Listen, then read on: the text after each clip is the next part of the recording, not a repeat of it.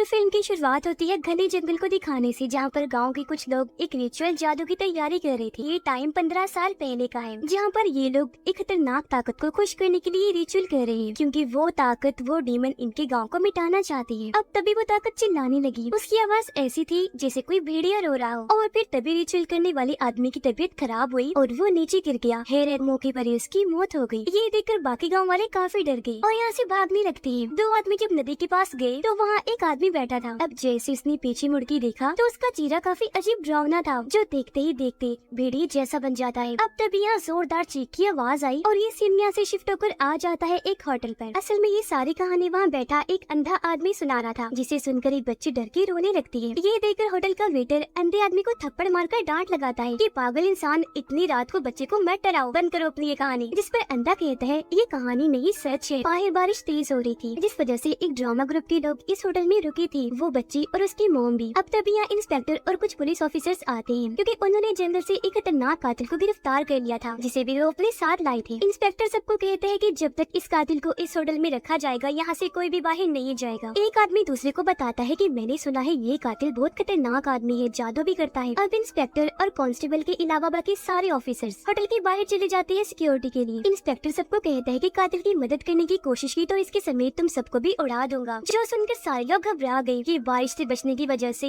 ये हम कहाँ फंस गए। अब ये होटल बिल्कुल वैसी जगह पर था जैसी कहानी अंधा सुना रहा था, यानी झील के पास, और झील के उस पार गाँव था। उसकी बात को नजरअंदाज करके ड्रामा ग्रुप के लोग बताते हैं कि हम उसी गाँव में ड्रामा बनाने आए हैं। तब ड्रामा ग्रुप का हेड कहता है कि अंधे की बात काफी हद तक ठीक भी है। वहाँ को इंसान भेड़िया नहीं बना था, लेकिन एक आदमी रहा करता था जिसका नाम चैंग था। उसने एक औरत से शादी की थी जो चुड़ैल थी। हाँ, ड्रामा ग्रुप का हेड कहानी सुनाने लगता है, जो उन 15 सालों के आगे की कहानी थी। गाँव में हम चैंग को देखते हैं, जो घर की चीजें बेचकर जुआ खेला करता था, लेकिन अक्सर हार जाता था। उसने गाँव के अमीर खतरनाक आदमी से पैसे लिए हुए थे और अब पैसे न लौटाने पर वो इसकी जान लेने पर उतर आया था। तो अपनी जान बचाने के लिए चैंग उसे कहता है कि प्लीज मुझे छोड़ दो, 2 दिन के अंदर आपके पैसे लौटा दूंगा। जिस पर वो खतरनाक आदमी हंसकर कहते हैं, ओह अच्छा, अब 2 दिन के अंदर ही ठीक है, लेकिन अगर 2 दिन के अंदर पैसे न आए तो तुम्हारी सारी उंगलियां काट दूंगा। अब तभी यहाँ होयोन नाम का लड़का आता है, जो अपने आखिरी पैसे लौटाने आया था। तभी एक आदमी चैंग को बताता है कि इसके ऊपर भी बहुत कर्ज था, लेकिन अब इसने सारा कर्ज भी उतार दिया और अब ये खूब मारा माल भी है। ये सुनकर चैंग को काफी हैरानी हुई कि ये तो मेरी तरह गरीब था, जुआ खेला करता था, तो फिर अचानक इसके पास इतना सारा पैसा कैसे आ गया? सच का पता लगवाना पड़ेगा। इसी सोच के साथ वो होयुन का पीछे करता है और देखता है कि वो एक कब्र को खोद रहा था। तब ठीक वक्त पर चैंग वहाँ आकर उसे रोकर कहता है कि अच्छा, तो तुम ऐसे माला माल हुए, तुम कब्र के अंदर की लाशों का जेवर चुराते हो, जिसे बेचकर तुम अपना कर्ज उतारते हो। रुको जरा, मैं अभी जाकर सबको बताता हूँ। होयुन उसे रोकता है, कहता है रुक जाओ। अरे मत करो यार। अच्छा सुन मेरी बात, अगर तुमने अपना मुंह बंद रखा तो मैं तुम्हारा कर्ज उतार दूंगा और तुम्हें भी अपने साथ शामिल कर लूंगा। बोल मंजूर है? अब जब चैंग ने हाँ बोला तो वो उसे गड्ढा खोदने का कहता है, जिसे खोद कर ये नीचे एक केव यानी गार में आ जाते हैं। अब चैंग ये जगह देखकर काफी हैरान था, लेकिन होयुन यहाँ के बारे में अच्छे से जानता था। यहाँ पर अजीब तरह की पीले रंग की जड़ें फैली हुई थी, जिनकी स्किन चिकनी लग रही थी। उन जड़ों में से एक काफी बड़ी भेड़िए का सर बाहर आ रहा होता है, जिसका साइज बहुत बड़ा था और वह घुर्रा रहा था। उसे देखकर तो चैंग की हालत ही खराब हो गई, लेकिन होयुन उसे समझाता है कि घबराओ नहीं, मैंने एक आदमी की बातें सुनी थी जिसके मुताबिक यहाँ हमें सोना मिलेगा। अब ये भेड़िए के पास बने ऊंची जगह पर खड़े हुए थे। भेड़िए के खाने के लिए होयुन अपने साथ एक जानवर की टांग को लाया था, जिसे वो जंजीर से बांधकर उसके मुंह के पास लेकर जाता है। मांस को सुनकर भेड़िया अपना मुंह खोलता है। होयुन ने उसके मुंह में जानवर की टांग डाली, लेकिन वो तो उसे जंजीर समेत ही निगलने लगा। अब होयुन जोर लगाकर जंजीर खींचता है, लेकिन भेड़िए ने वो अपने दांतों में दबा ली थी। ये देखकर चैंग जलती हुई लकड़ी यानी मशाल को भेड़िए के मुंह में लगाता है। अब उसे जैसी तकलीफ हुई, उसने अपना मुंह खोल दिया और तब जंजीर के साथ जानवर की टांग भी बाहर आ जाती है, लेकिन उस पर बहुत सारा चमकदार लिक्विड लगा हुआ था, जो हैरानी वाली बात सोने का था। तब उसे उठाकर होयुन भागने लगा, जिसके पीछे पीछे चैंग भी भाग जाता है। लेकिन अब अचानक वहाँ जल रही सभी मशाले पीले से हरे रंग की हो जाती है, जिसे देखकर होयुन आंखें बंद कर लेता है और चैंग को भी कहता है कि जल्दी से आंखें बंद कर लो, हम केव से बाहर नहीं चले जाते, मत खोलना वरना वो पकड़ लेगी। अब चैंग ने आंखें बंद तो की हुई थी, लेकिन वो उसे पूछता है,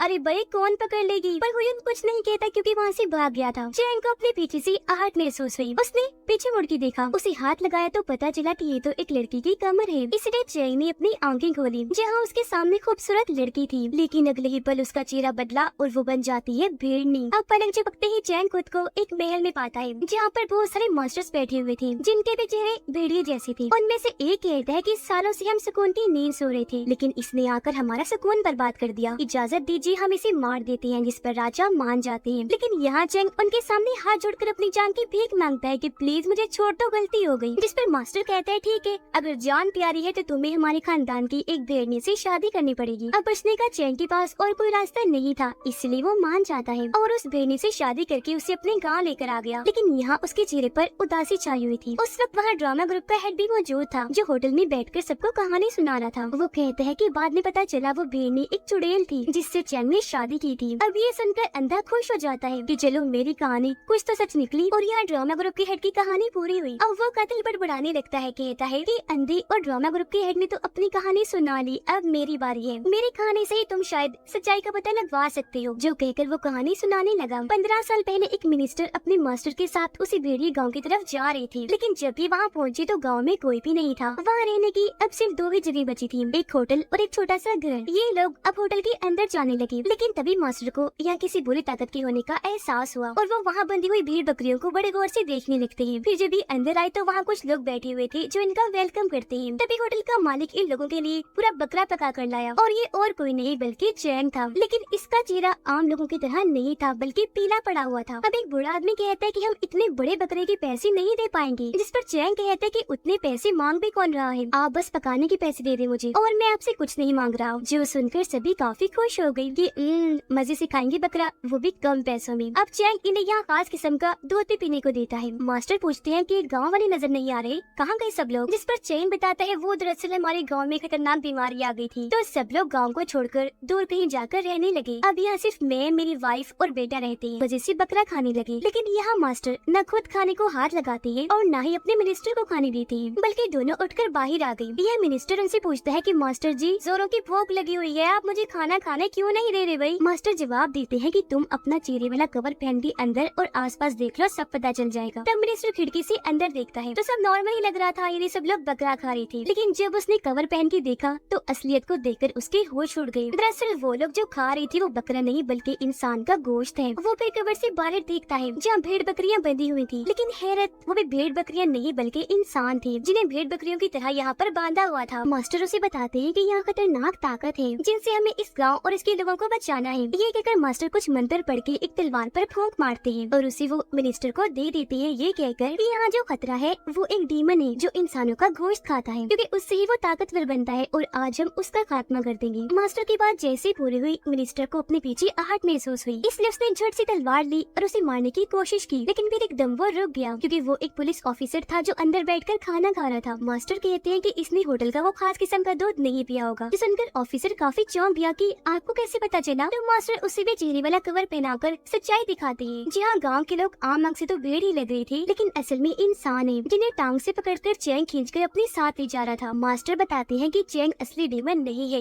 ये तो बस उसका गुलाम है और अब हमें असली डीमन को ढूंढना है। इसलिए तीनों उस घर में पहुंचकर हर जगह की तलाशी लेती हैं, जिसके बाद ये बेसमेंट में आ गई जहाँ सामने चैंग का बेटा खड़ा हुआ था। वो इनको देखते ही कुछ मंत्र बोलकर अपना मुंह खोलता है और खतरनाक धुआं निकालकर इनकी तरफ भेजता है। इसे देखकर मास्टर घबराते नहीं बल्कि अपने जादू से ही फांसी शील्ड बनाकर उसके हर हमले का डटकर सामना करते हैं, जिसके बाद चैंग का बेटा पुतला बन जाता है और ये लोग उसे पार करके एक कमरे में आ गए जहाँ पर खून, मांस और ऐसे कटे हुए हिस्से पड़े थे। एक जगह पर चैंग भी खड़ा था जिसने हाथ में चाकू पकड़ा हुआ था और वो कुछ मंत्र पढ़ रहा था। पुलिस ऑफिसर उस पर गुस्सा करता है कि तुमने गांव के सभी लोगों को मार दिया, इसलिए मैं तुम्हें गिरफ्तार कर रहा हूँ। अब अचानक चैंग औरत की आवाज में बात करने लगता है, जिससे मास्टर समझ जाते हैं कि वो डीमन और कहीं नहीं बल्कि चैंग के अंदर है। जो सुनकर ऑफिसर चैंग के माथे पर गोली मारकर उसे वहीं ढेर कर देता है और कहता है कि अगर इसके अंदर डीमन है तो क्या हुआ? पुलिस तो डीमन से भी नहीं डरती। लेकिन एकदम चैंग उठा और ऑफिसर के माथे में वो चाकू घुसा देता है और मुंह से बहुत सारा काले रंग का लिक्विड निकालता है और लिक्विड से एक रोग बनकर खड़ा हो जाता है। इसे देखकर मास्टर समझ गई कि यही डीमन है, इसलिए वो जैसे इन पर वार करने आया मास्टर उससे लड़ने लगे, पर यहाँ मिनिस्टर नहीं लड़ पाता क्योंकि डीमन ने उसे उठाकर फेंक दिया था। तब उसकी जान बचाने के लिए वो मिनिस्टर को बाहर कर देते हैं और खुद अकेले ही डीमन से लड़ने लगे और अब यहाँ मास्टर और डीमन के बीच खतरनाक लड़ाई छिड़ जाती है। जैसे डीमन अपनी खतरनाक ताकतों के साथ हमला करने आता है, मास्टर आसानी से उसके हमले को रोककर उसे दीवार के साथ दे मारते हैं। थोड़ी देर इनकी लड़ाई ऐसी चलती रही, जिसके बाद जोरदार धमाके जैसी आवाज आई और मास्टर बाहर आकर गिरते हैं। मिनिस्टर की गोद में मास्टर की हालत बहुत खराब थी। उन्हें ऐसे देखकर मिनिस्टर को बहुत दुख होता है। मास्टर उसे बताते हैं कि उस डीमन की 5 स्किन्स यानी जिल्द हैं, जिनमें से मैं सिर्फ 3 को ही तबाह कर पाया हूँ, बस 2 रह गई हैं। लेकिन उन स्किन्स को भी ठीक होने में 5 साल लग जाएंगे। फिलहाल तो डीमन भाग गया है, लेकिन 15 साल बाद वापस लौटेगा। देगा, तब तुम्हें उससे लड़कर उसका खात्मा करना होगा। इसलिए जो मंत्र और रिचुअल मैंने तुम्हें सिखाई उन्हें अच्छे से इस्तेमाल कर लेना, वही काम आएंगे। इतना कहकर मास्टर उसके हाथों में ही अपनी जान दे देते हैं और मिनिस्टर उन्हें गोद में लेकर फुट फुट कर रोने लगता है। सीन वापस से कातिल पर आ गया जो कहानी सुना रहा था। पता चला कि वो मिनिस्टर और कोई नहीं बल्कि ये कातिल ही है, जो चिल्ला कर कहता है कि मैं 15 सालों से आज के दिन का ही इंतजार कर रहा था, क्योंकि वो डीमन जो दरअसल भेड़ने डीमन है वो आज ही के दिन आएगी। ये सुनकर पुलिस ऑफिसर कहता है कि हम भला तुम्हारी बात पर यकीन क्यों करें। कातिल जवाब में कहता है क्योंकि उससे सिर्फ मैं ही लड़ सकता हूँ। अब अचानक बिजली गिरी, जिसके साथ ही भेड़िए की रोने की डरावनी आवाजें आना शुरू हो जाती है। साथ साथ कुछ मंत्र भी सुनाई दे रही थी, जो आवाजें सामने पड़े स्टैचू में से आ रही थी। कातिल कहते हैं मेरी हथकड़ियाँ खोल दो, मुझे उससे लड़ना है। अब इंस्पेक्टर को भी उसकी बातों पर यकीन होने लगा था, इसलिए वो हथकड़ियों को खोलने लगता है। पर तभी वो औरत रोती है और चिल्लाकर कहती है रुक जाओ, मत खोलो उसे, वो झूठ बोल रहा है। गुस्से में कातिल कहते हैं मत सुनो इसकी बात, क्योंकि यही वो डीमन वो भेड़नी है। ये सुनकर पुलिस वाले उस पर गन तान देते हैं। तो यहाँ वो अब अपनी कहानी बताने लगती है। कहती है कि हमारे गांव का बहुत बुरा हाल था, इतनी गुर्बत थी कि ना तो खाने को कुछ था और ना ही पीने को, जिस वजह से लोग मर भी रहे थे। तब गांव की ऐसी हालत देखकर बड़े लोगों ने फैसला किया कि हम कुछ मास्टर से यहाँ पर रिचुअल करवा लेते हैं, ताकि गांव के अंदर अगर कोई बुरी चीज हो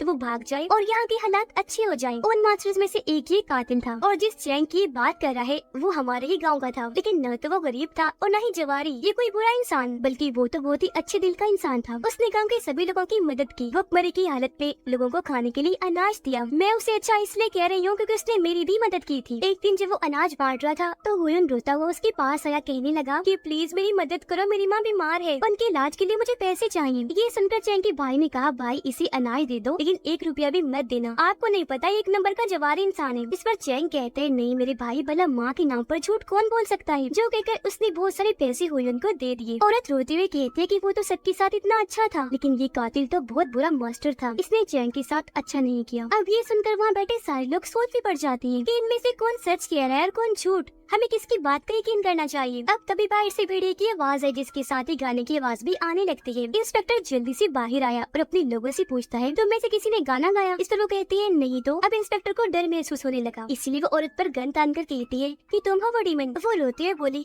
नहीं नहीं मैं डीमन वीमन नहीं हूँ, मुझे कुछ मत करना और कातिल को तो बिल्कुल न खोलना। अब तभी कांस्टेबल उसे हथकड़ी पहनाने जाता है, लेकिन तभी उसे कुछ होने लगा और वो नीचे गिर गया। अब कातिल सबको बताता है देख लिया आपने, यही है डीमन और अभी सब लोगों को मार देगी। इस पर फिर से रोते हुए बोले नहीं नहीं मैं डीमन नहीं हूँ। अब तभी इंस्पेक्टर को पता नहीं क्या हुआ, वो कातिल की जंजीर खोल देता है और अपनी गन उठाकर पुलिस ऑफिसर्स को शूट कर करके मारता है। कांस्टेबल इसे दौरा पड़ा था, वो भी गन लेकर अपने साथियों को शूट करने लगता है। ये देखकर बाकी लोगों के तो होश ही उड़ गए। अब यहाँ इंस्पेक्टर और कातिल मिलकर एक पुलिस ऑफिसर को डांटते हैं जो मरने वाला था। उसे कहते हैं कि तुम्हें हमारा प्लान मान लेना चाहिए था। ये कहकर इंस्पेक्टर यहाँ एक राज खोलता है, उस वक्त का जब इंस्पेक्टर और वो ऑफिसर्स कातिल को पकड़ कर ले जा रहे थे। कातिल से बात करता है कि मैं करूंगा डील तुम्हारे साथ, तुम हम सबको जितने पैसे देना चाहते हो वो सारे तुम मुझे दे दो, मैं तुम्हें छोड़ दूंगा। और उनकी डील पक्की हुई, जिसके मुताबिक ही इंस्पेक्टर कातिल को होटल में लाया था। यहाँ इंस्पेक्टर कातिल और जिसे दौरा पड़ा था वो कांस्टेबल आपस में मिले हुए थे, जो होटल के बाकी लोगों को भी शूट कर देते हैं, ड्रामा ग्रुप के लोगों को भी और औरत को भी, सबको। सिर्फ अंधे आदमी और बच्चे को ये कुछ नहीं करते। अब कातिल अंधे आदमी के पास आकर कान में कहता है कि वो भेड़नी डीमन आई और उसने यहाँ सब लोगों को खत्म कर दिया, अब सिर्फ हम लोग यहाँ बचे हैं। इस पर अंधा दोबारा से वही बात करने लगा कि मैंने तो पहले ही सबको वार्न किया था पर किसी ने मेरी सुनी ही नहीं। तो अब यहाँ पता चला कि यहाँ कोई डीमन भूत वोत नहीं है, बल्कि ये सब कातिल की फैलाई हुई अफवाहें हैं। अब कातिल उस औरत के पास गया जो अपनी आखिरी सांसें गिन रही थी। वो रोते रोते याद करने लगती है कि आखिर हुआ क्या था। चैंगुन गाँव वालों को अनाज वगैरह देकर उनकी बहुत मदद कर रहा था, अगर किसी को जरूरत होती तो वो पैसे भी दे दिया करता था। पर ऐसे बने इंसान के साथ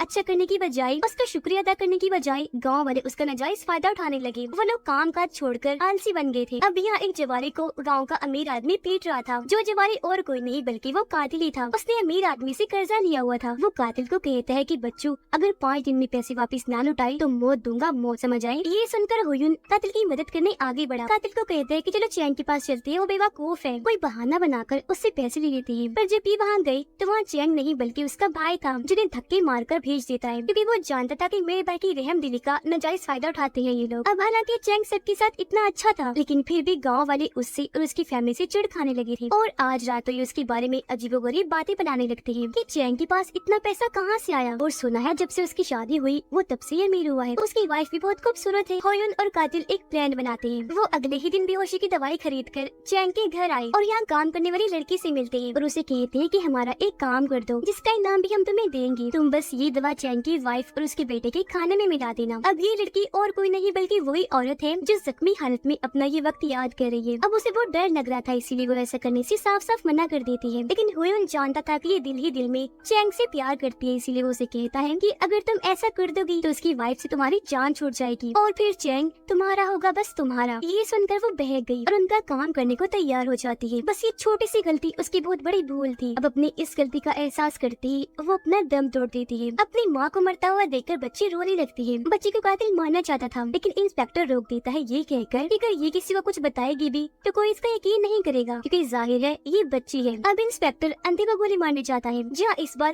कातिल उसे मना कर देता है। कहता है कि अगर ये मर गया तो डीमन की मनगढ़ंत कहानियाँ हर जगह कौन फैलाएगा, क्योंकि इसकी ऐसी कहानियों की वजह से हम बच सकते हैं। गाँव वालों का शक हम पर नहीं जाएगा, बल्कि कहानी वाले डीमन भेड़नी पर जाएगा, वरना ऐसे तो हम फंस जाएंगे। इतने ही देर में कश्ती भी आ गई इन्हें लेने के लिए। कश्ती में बैठकर जब ये लोग जा रही थी तो इंस्पेक्टर कातिल से पूछता है कि 15 साल पहले तुमने इतना बड़ा काम किया, तो ये बताओ कि तुमने चैंग की वाइफ और उसके बच्चे के साथ क्या किया था। तब कातिल आगे की बात बताता है कि उसकी वाइफ और बच्चे को बेहोश करने के बाद हमने उन्हें अगवा किया और उन्हें अपने साथ जंगल में ले गए। हम इन दोनों को वापस लौटाने के बदले चैंग से भारी कीमत मांगना चाहते थे और यही हमारा प्लान था। लेकिन रास्ते में हुयुन उसकी वाइफ के साथ गलत करने की कोशिश करने लगा, पर ठीक वक्त पर उसकी वाइफ को होश आ गई। उसने हुयुन को जोरदार टांग मारी और अपने बच्चे को लेकर वो यहाँ से भागने लगी। तब हुयुन भी उनका पीछा करने लगा। उधर जब चैंग को पता चला कि मेरी वाइफ और बच्चा लापता है तो उसे लगा कि शायद शिकारियों का ग्रुप उन्हें उठाकर ले गया है, इसलिए वो बेचारा घर घर जाकर लोगों से मदद मांगने लगा। उनसे मिन्नतें करता है कि प्लीज मेरे साथ चलो और मेरी वाइफ और बच्चे को बचा लो, लेकिन कोई भी उसके साथ चलने को तैयार नहीं था। ये देखकर उसका भाई गुस्से में कहता है कि किन बुजुर्ग लोगों से मदद मांग रहे हो,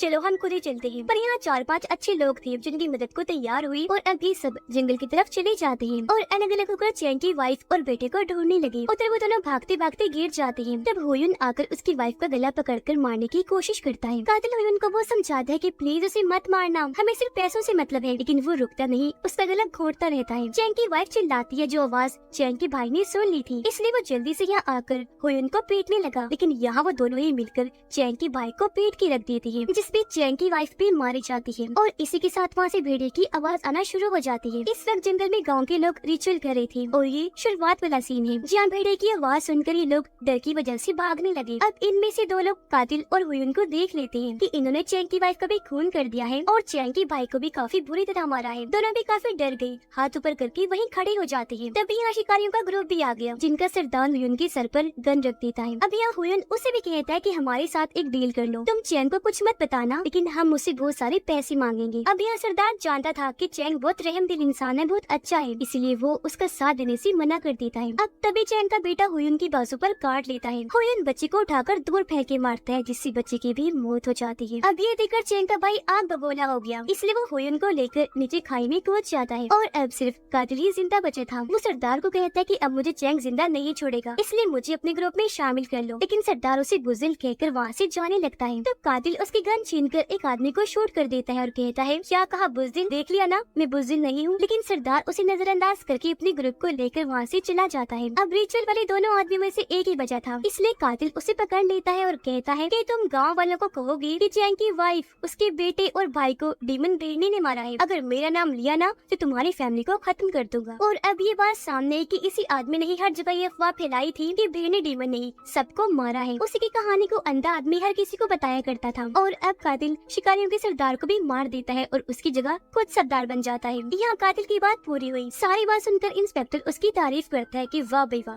प्लान हो तो ऐसा। जिस पर कातिल कहता है, फिर भी मेरा प्लान फेल हो सकता था, अफवाह झूठी साबित हो सकती थी, लेकिन ये जो आपके कांस्टेबल ने नकली भेड़नी बनकर जो एक्टिंग की, क्या बात है। इसने पहले आवाज निकाली, फिर गाना गाया, सच में दाद देनी पड़ेगी इसकी एक्टिंग को। जो सुनकर कांस्टेबल हैरत से पूछता है, किसने? मैंने तो ऐसा कुछ नहीं किया। अब ये सुनकर इंस्पेक्टर और कातिल दोनों हैरान रह जाते हैं कि अगर इसने नहीं तो फिर गाना किसने गाया था। वो ये सोच रहे थे कि तभी गाने की दोबारा से आवाज आने लगती है, और वो भी कहीं दूर से नहीं बल्कि इसी कश्ती में से आ रही थी। अभी जो वहाँ खड़े लड़के को देखते हैं जिसने टोपी पहनी हुई थी, वो अपनी टोपी हटाता है, जो और कोई नहीं बल्कि चैंग का भाई था। जी हाँ, वो खाई में गिरा तो था लेकिन मरा नहीं था, बच गया था, जो 15 सालों से कातिल को ढूंढ रहा था और आज वो इसके हाथ लग ही गया। होटल के बाहर भी डरावना गाना यही गाना था। उसने इस कश्ती में बॉम्ब लगाया हुआ था, जिनको फोड़ते ही वो पानी में कूद जाता है। कश्ती में बहुत बड़ा धमाका हुआ और वो तीनों बहुत बुरी मौत मारे जाते हैं। अगले सीन में हम चैंग के भाई को अपने गाँव में देखते हैं। चैंग के भाई को एक लड़की अपनी तरफ खींच लेती है। तो इस कहानी की तरह अफवाह पर यकीन करने से बचे। और इसी के साथ ये कहानी इधर ही खत्म हो जाती है।